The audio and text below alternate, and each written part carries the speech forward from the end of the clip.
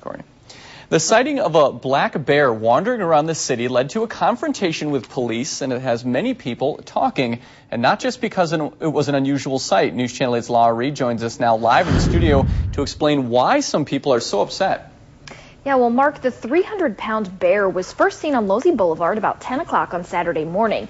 He then wandered through the surrounding neighborhood before making his way to Myrick Park, where he climbed a tree.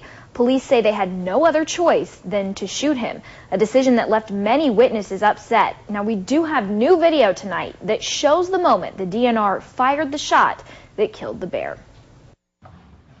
It was a typical Saturday morning for Lisa Sauer until she looked out her front window and saw a 300-pound black bear wandering through her yard. My initial response was to scream, of course. But after the scream, Lisa grabbed her camera. You don't see it every day, and I thought it may never happen again. I need to photograph this. And Lisa wasn't the first person to spot the bear.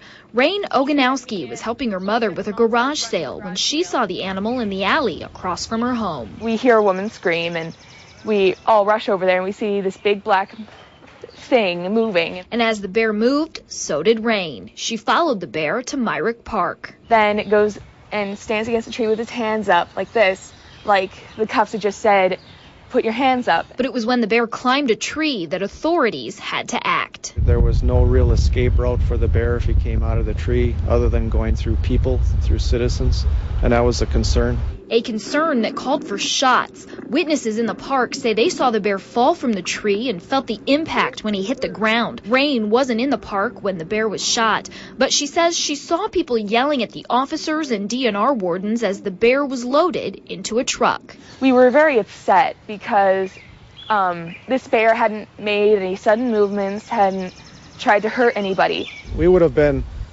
just as much criticized if we let the bear run and it would have caused a traffic accident or would have knocked down a pedestrian and got injured as if we had put the bear down. So it was a no-win situation either way.